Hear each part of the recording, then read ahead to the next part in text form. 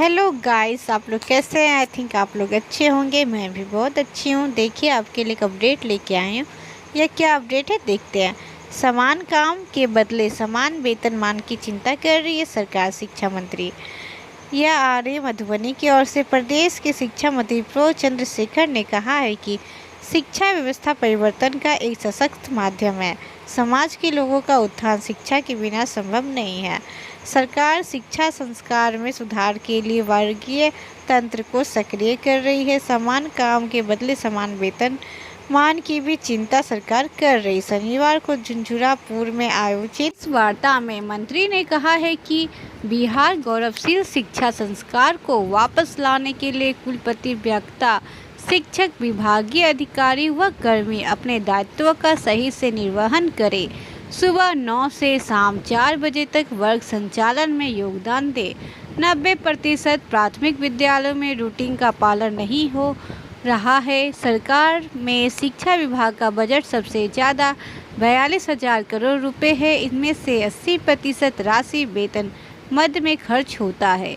वेतन मद लेकर वर्ग संचालन नहीं करेंगे तो कार्रवाई होगी।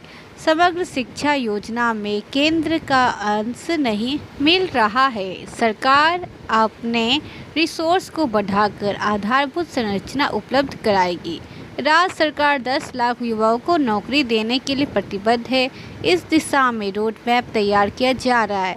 मंत्री ने कहा है कि उनसे भी सवाल पूछा जाना चाहिए जिन्होंने 19 लाख रोजगार देने की बात गत विधानसभा चुनाव के दौरान कही और चुनाव के बाद सत्ता में भी रहे थे।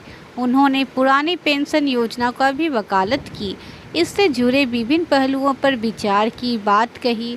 उन्होंने कहा है कि वित्त रहित शिक्षा नीति ठीक नहीं है। 7 वर्षों से नहीं मिलने वाली अनुदान की समीक्षा हो रही है। नमक से लेकर कफन तक पहले नहीं था टैक्स। शिक्षा मंत्री ने भाजपा और केंद्र सरकार की आलोचना की और जाति व्यवस्था पर कटाक्ष किया है। कहा कि स्वतंत्र देश में कभी इससे पहले नमक से लेकर कफन तक पर टैक्स नहीं लगाया गया था। सरकार गरीबों का शोषण कर रही है। विपक्षी को ईडी, आईटी और सीबीआई से डरा रही है। ये तीनों भाजपा की जमाई है।